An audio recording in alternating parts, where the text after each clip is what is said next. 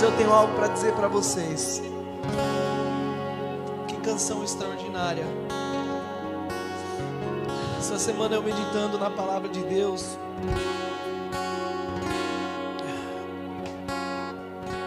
eu tive uma surpresa comigo mesmo. Eu falei: Senhor, será que eu sou cristão mesmo? Ser cristão significa ser testemunha de Cristo, um pequeno Cristo.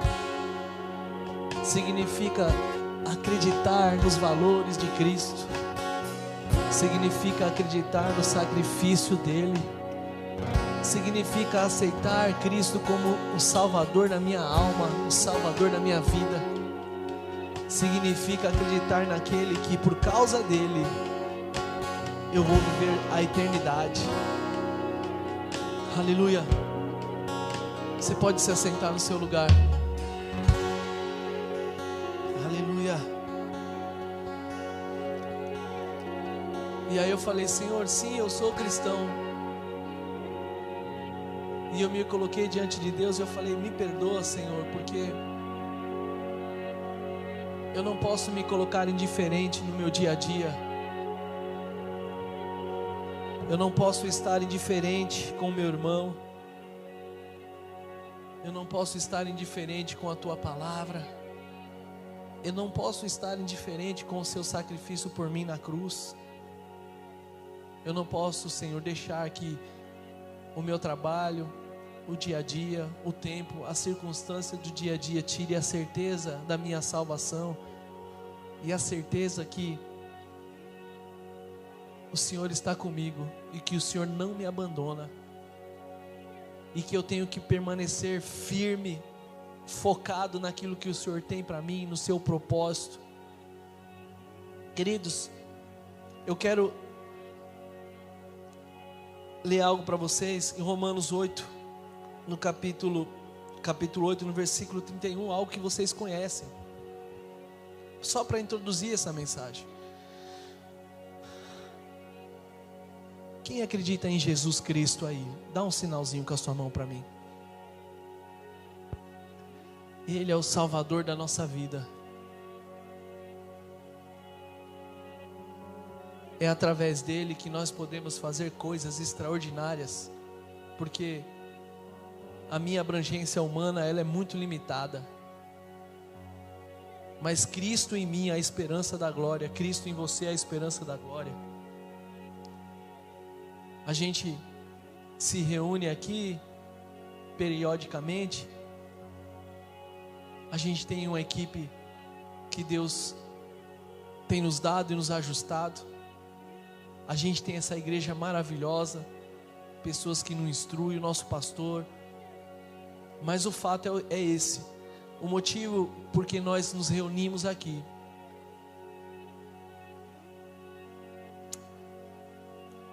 Eu sei que você pode ter entrado aqui nessa noite à procura de uma esperança, à procura de uma oração, à procura de ser tocado por Deus. Mas o que eu digo para você é que você é muito valoroso para mim, muito valoroso para Deus. E que você pode ser a resposta para o mundo e a resposta para uma geração que está doente e sofrendo nesse momento. E como eu falei, quando eu estava meditando nessas coisas, eu comecei a procurar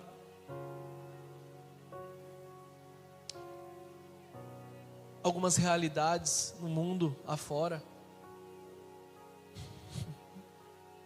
E aí eu me deparei com diversas delas, como fome, falta de água, falta de saneamento básico, falta de alegria, falta de pai, falta de mãe, crianças doentes, órfãos. Eu comecei a perceber um caos tão grande e sem precedente no mundo. Mas eu também comecei a perceber um povo, e eu via o rosto de alguns aqui. Sabe como esse povo? Um povo firme na rocha. Um povo que fala o seguinte: se Deus é por mim, quem será contra mim? Qual é a circunstância que vai me impedir? de eu fazer a vontade de Deus, tanto na minha vida quanto na vida de alguém. E lá em Romanos, no capítulo 8, no versículo 31, o apóstolo Paulo diz algo extraordinário. Ele fala o seguinte: que diremos então à vista dessas coisas? Ele estava falando sobre a vida do Espírito, que ele começou a ler lá no capítulo 8, sobre o que é viver no Espírito.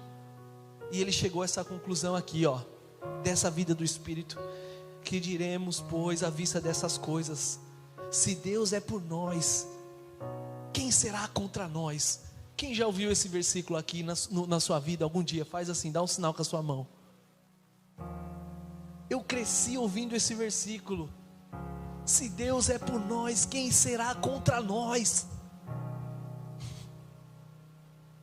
Uau! A palavra fala no Salmo 91 que Deus dará ordem aos anjos ao nosso respeito, para que nos guarde. Até aí já estaria bom, né? Deus, quem é Deus?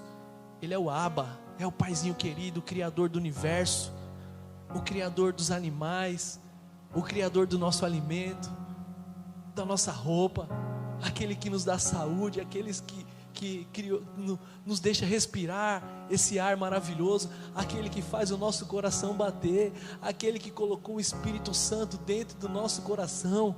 Quem é esse Deus? Que Deus dará ordem aos seus anjos ao nosso respeito, para que nos livre e nos guarde. Beleza, ótimo, está maravilhoso até aí, querido. 1000 pode cair ao meu lado, 10.000 à minha direita, e eu não vou ser atingido.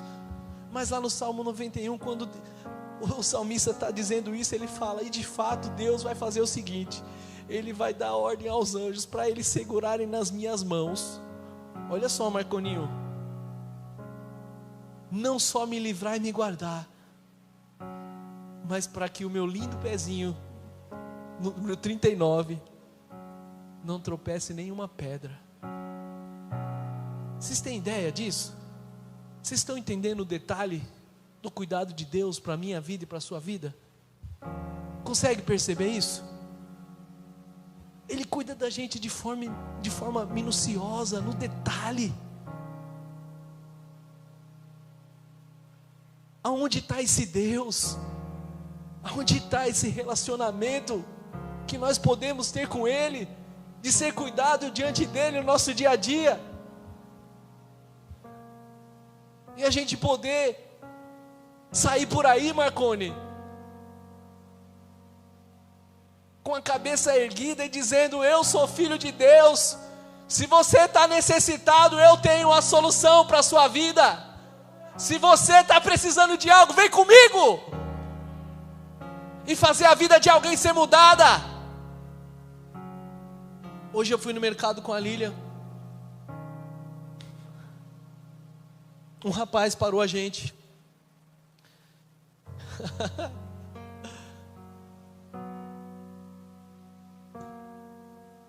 E eu estava tão aquém, Marconi, com pressa, era em torno de 15 horas, com fome, não tinha almoçado ainda.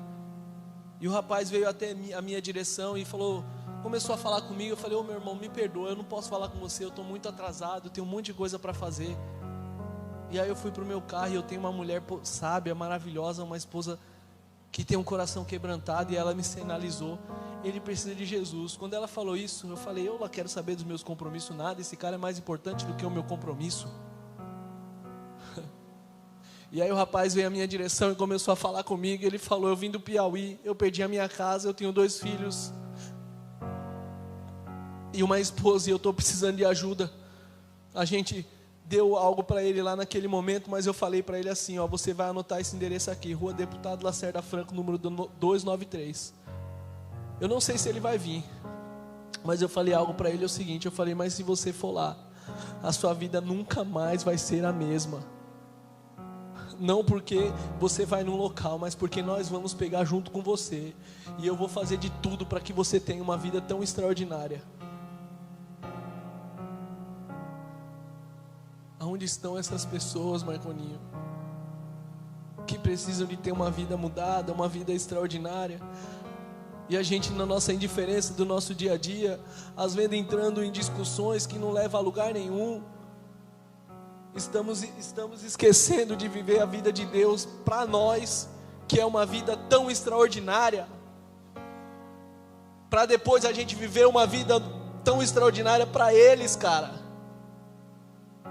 Agora, Marconi, eu conheço você e você me conhece. Eu sei porque eu sirvo a Deus e eu sei porque você serve a Deus. Porque quando a gente não era nada, quando a gente não tinha nada, quando a gente não tinha esperança, quando ninguém olhava para a gente, Deus olhou para nós. E Ele pegou a gente na nossa fraqueza, na nossa depressão, na nossa escassez, na nossa falta de futuro. E Ele deu um futuro para mim, um futuro para você. Eu lembro do dia que eu te levei para você fazer o seu vestibular na universidade. Hoje os nossos familiares olham para a gente e falam: o que aconteceu com esses meninos? Hoje nós somos a coluna da nossa família. Não precisa ficar só na nossa família, cara.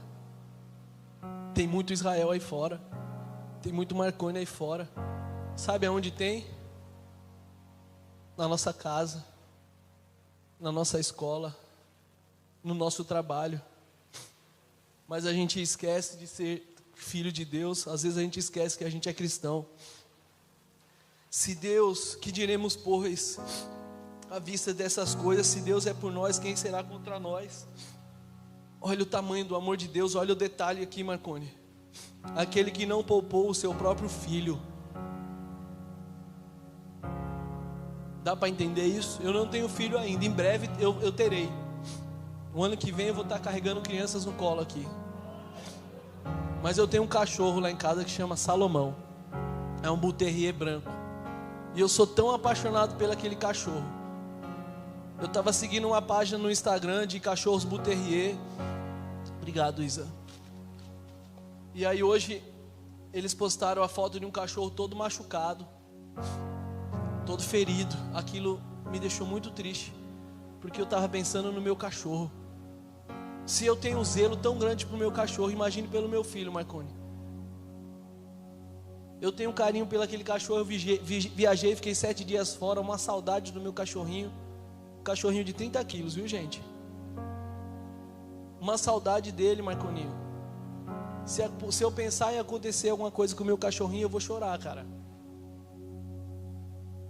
Agora Deus, Ele pegou o filho dele. E Ele falou o seguinte: eu tenho que resolver a situação do mundo. Eu tenho que reconciliar o ser humano comigo mesmo. E filhão, só pode acontecer isso através de você. Vai lá. Aí está lá Jesus na sua caminhada. Pensa no ser humano que veio para morrer,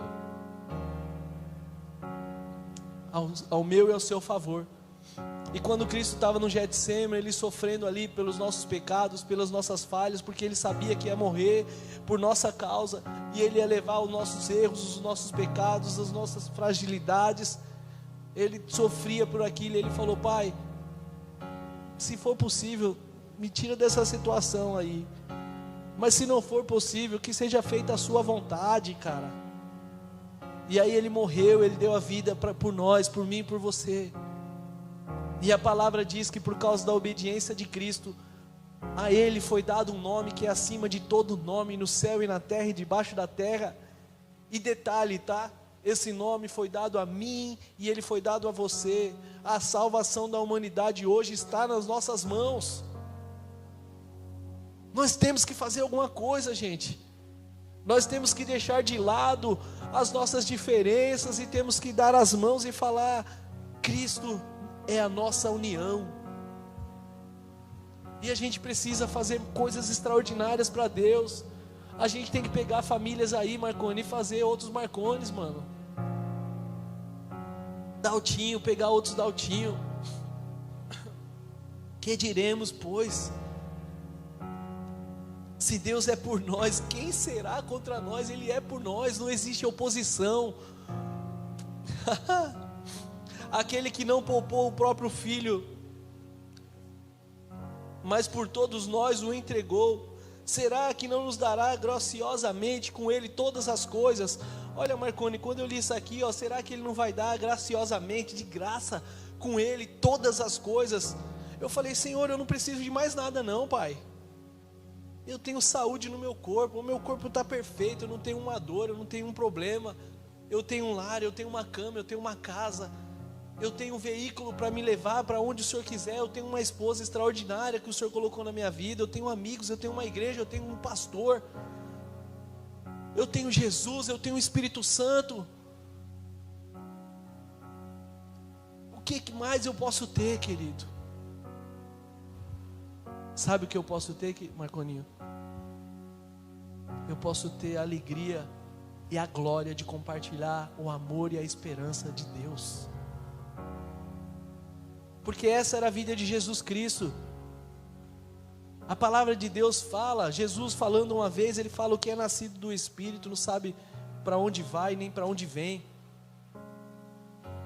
E aí eu pensando sobre Jesus, que uma vez um homem tentou segui-lo, e ele falou: para onde que você quer ir comigo? Não dá para você ir comigo não, porque o Filho do Homem não tem nem onde repousar a cabeça. Você acha que Jesus ficava triste, Marconi, porque ele não tinha onde dormir?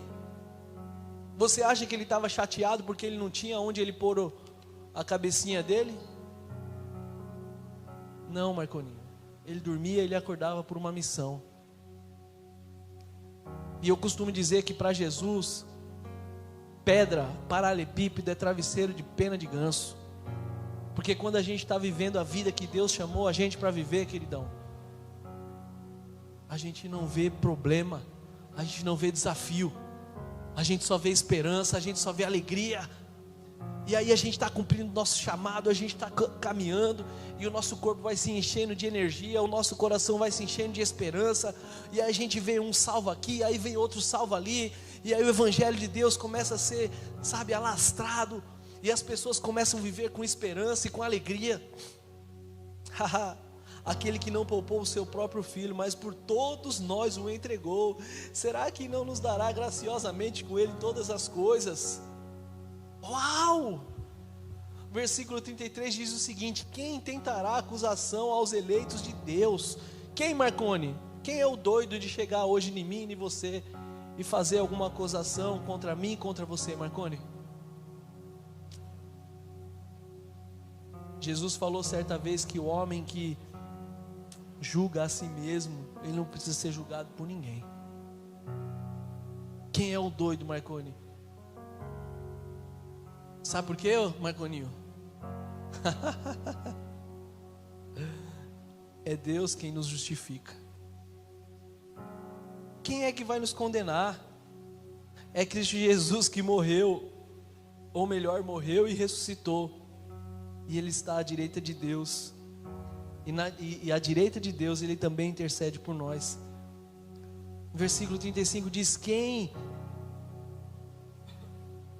nos separará do amor de Cristo? Aí vamos lá, Marconinho. Marconinho é meu personagem dessa noite, um dos.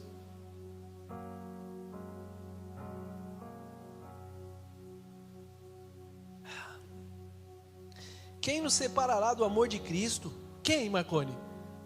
Fala aí, na condição que a gente vive hoje, a vida que Deus deu pra gente. Esses dias eu estava conversando com uma amiga e eu falei para ela assim, falei: ó, se hoje pegasse eu e a Lília, jogasse a gente no deserto, sabe o que a gente ia fazer? A gente ia dormir, acordar no dia seguinte e refazer a nossa vida. Se deixasse a gente só com a roupa do corpo.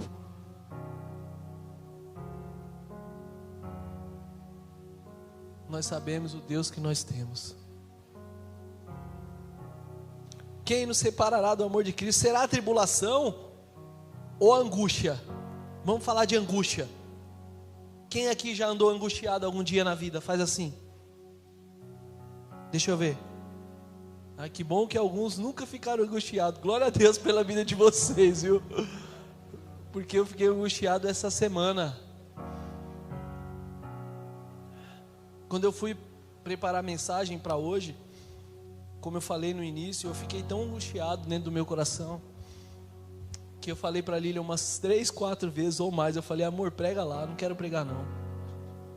Ela: não, você vai pregar. Aí eu falei: não, amor, vai orar, leva uma mensagem lá. Mas a angústia que estava dentro de mim é a angústia de ver, sabe como, ô Gui? Ver um dia a dia o diabo cegando o entendimento das pessoas. Ele com as artimanhas dele. Mas o tempo dele está acabando. Porque comigo e com você ele não tem vez não, ele não tem parte com nós. Aliás, o único lugar que o diabo tem na nossa vida é aqui, ó, embaixo do meu pé.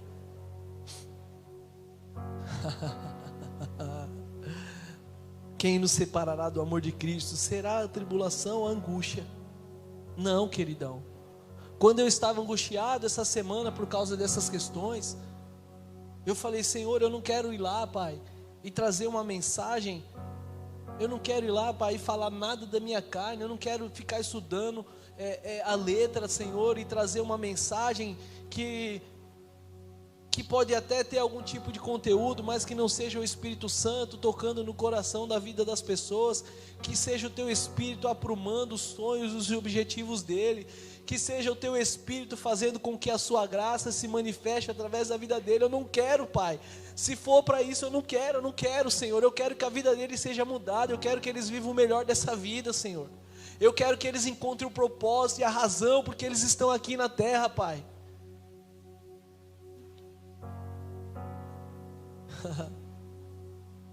Será a tribulação, a angústia ou a perseguição?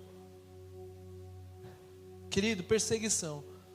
Graças a Deus nós estamos num país livre, onde nós podemos pregar e viver o Evangelho de forma aberta, sem ninguém nos perturbando, nos enchendo o saco e não nos impedindo de pregar o Evangelho. Mas enquanto eu estou aqui hoje falando com vocês, enquanto vocês estão aqui ouvindo a mensagem do Evangelho, a mensagem das boas notícias de Cristo, existem pessoas ao redor do mundo que estão perdendo a vida delas nesse exato momento, simplesmente por desejarem levar uma mensagem de amor a alguém.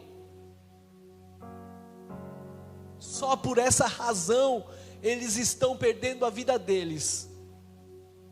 Porém, nada os separa do amor de Cristo. Ou a fome? Será a fome?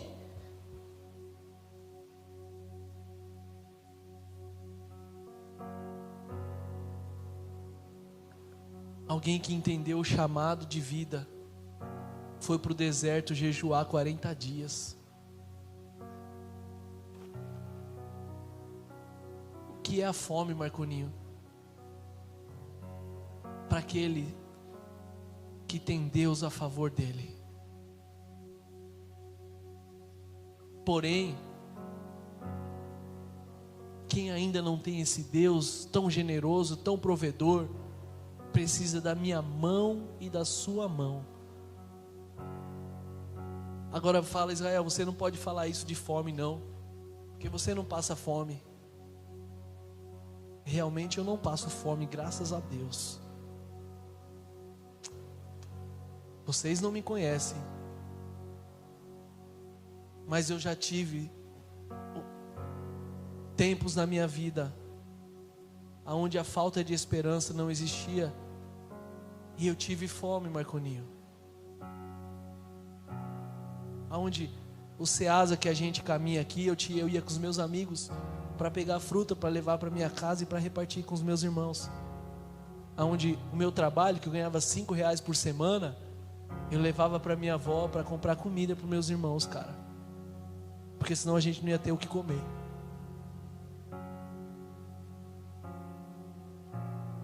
Só que um dia alguém, o bendito Gilmar, quando eu tinha 16 anos de idade, ele me levou para a igreja.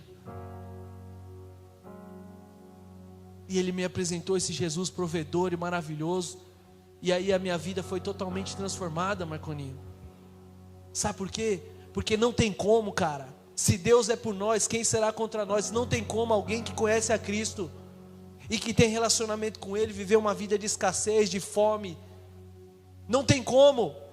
Mas enquanto isso não acontece, Eles precisam do nosso alimento, eles precisam que a gente leve alguma coisa para eles. Aleluia. Será a tribulação, a angústia, a perseguição, a fome, ou a nudez, ou a falta de roupa? Jesus foi tão extraordinário que um dia ele falou o seguinte: não se preocupe com o que você vai comer, não se preocupa com o que você vai vestir. Porque nem mesmo Salomão, em toda a sua plenitude, se vestia tão bem como os lírios do campo. E Jesus falou: se Deus hoje veste a erva, que hoje nasce, amanhã ela murcha e é queimada, será que Ele não vai deixar de vestir vocês? E Ele falou o seguinte: vai lá e busca o reino de Deus em primeiro lugar, busca a sua justiça. O que é o reino de Deus? O que é a justiça de Deus? Marconi, você que é um advogado, me fala o que é justiça.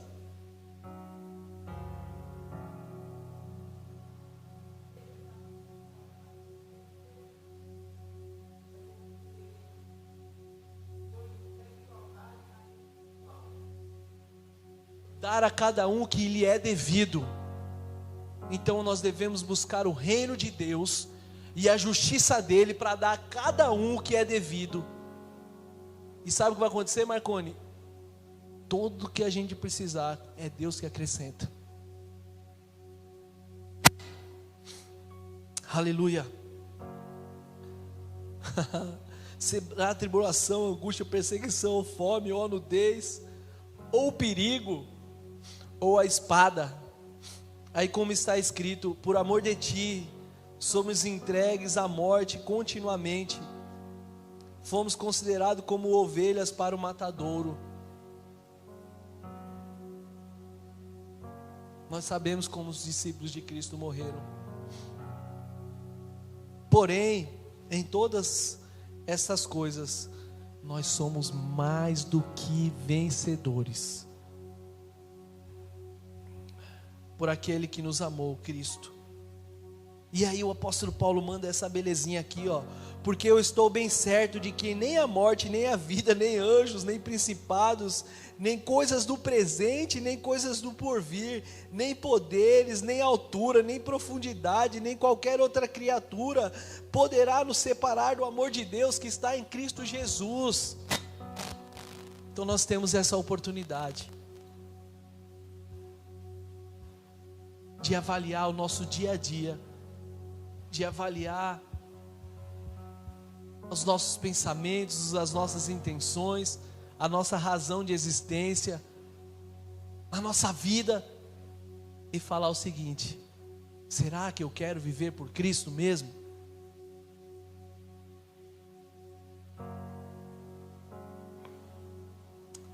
Aleluia. Continua aí, Hugão, que eu vou pegar meu celular aqui, tá bom? Obrigado. Aleluia. Você pode dizer aí: Deus é muito bom. Você pode fechar os seus olhos e respirar fundo 2 minutinhos aí. Medita um pouquinho nessas coisas.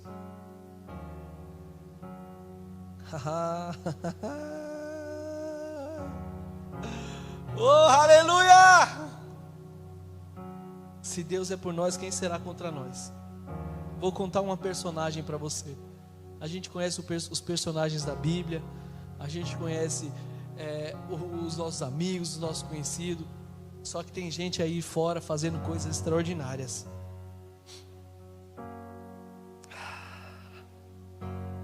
Vou falar sobre generosidade num texto de um livro aqui que eu tirei.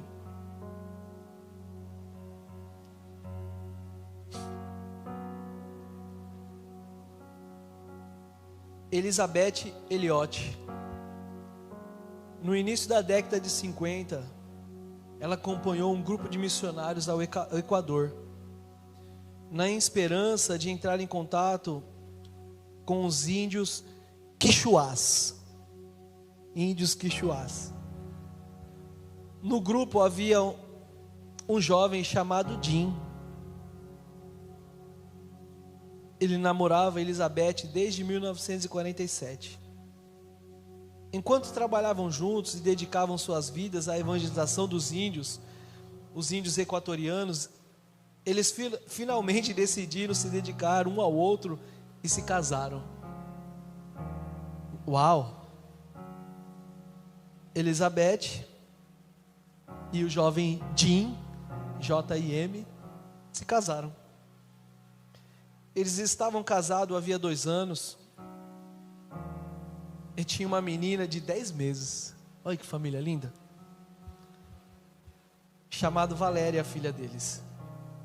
Quando Jim e 4 outros missionários sentiram-se compelidos pelo Espírito Santo a fazer contato com um pequeno grupo de índios que viviam na região chamado Auca.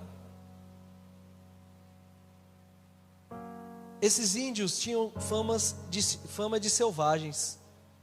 O registro mais remoto de contato com esse grupo indígena fora o assassinato de um padre no século 27, ou no século 17, perdão. Desde então atacaram todos os forasteiros que tentavam contato com aqueles índios.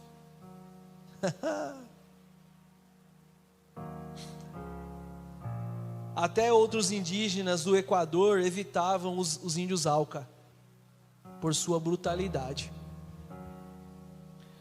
Quando o jovem Jim e outros missionários se prepararam para fazer contato, Elizabeth, sua esposa, sabia que os homens estariam colocando suas vidas em perigo. Mas ela estava resoluta. Ela e Jim tinham dado a vida àquela missão.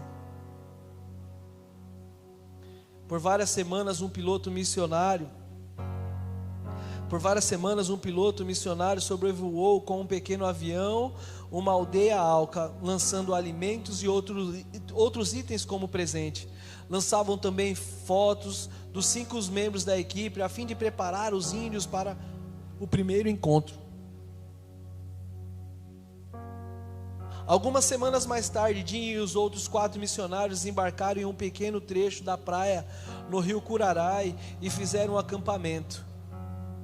Ali fizeram contato com 3 índios Auca. Um homem e 2 mulheres que pareciam amigáveis e receptivos. Nos dias seguintes encontraram-se com vários outros índios Aucas. Falaram com as esposas pelo rádio e parecia que tudo estava tendo progresso significativo no contato amistoso com aquela tribo. Alguns dias mais tarde, porém, os missionários não fizeram mais contato com a base naquele horário combinado. As pessoas esperaram em vão por notícias que não chegavam. Passavam-se minutos, depois horas e depois dias. Elizabeth e os demais temiam o pior. Uma equipe de busca foi enviada para procurar os 5 homens e transmitiu más notícias pelo rádio. A equipe tinha avistado o corpo de um homem branco boiando no rio. Os integrantes da equipe encontraram os missionários, um por um. Com todos acontecera o mesmo.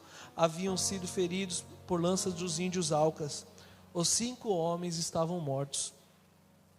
Sob tais circunstâncias, muitas pessoas no lugar de Elizabeth Elliot teriam voltado para sua casa. Estar disposto a abrir mão de uma vida confortável nos Estados Unidos para ajudar outras pessoas é uma coisa. Abrir mão do próprio cônjuge é outra bem diferente. Elizabeth, porém, tinha um coração verdadeiramente generoso. A despeito de sua terrível perda, ela ainda desejava ajudar o povo do Equador.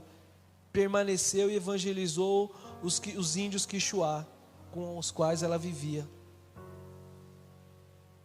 O que aconteceu depois disso é mais notável. Outros missionários continuavam tentando fazer contato com aquela aldeia dos Auca, a mesma que matara o seu esposo Jim. Após cerca de 2 anos tiveram sucesso. Imediatamente Elizabeth dirigiu-se para a aldeia. Será que ela ia se vingar deles?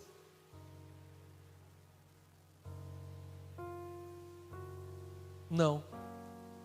Era para trabalhar com aquele povo e evangelizá-lo. Elizabeth viveu e trabalhou.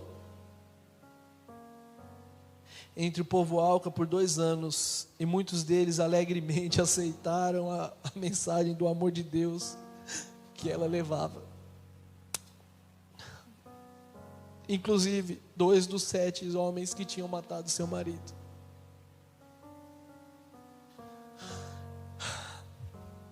Vocês entendem, queridos, como é profundo a gente viver por Jesus?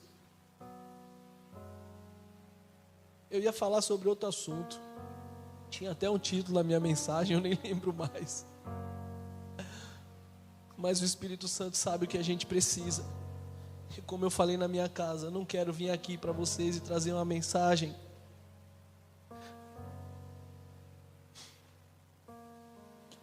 que não vai mudar a nossa vida e que não vai fazer a gente se levantar daqui e fazer a diferença na terra e montar um time tão extraordinário e servir essa igreja com todo o amor e com toda a entrega, servir os nossos líderes, servir o nosso pastor. É isso que nós devemos fazer. Devemos dar as nossas mãos,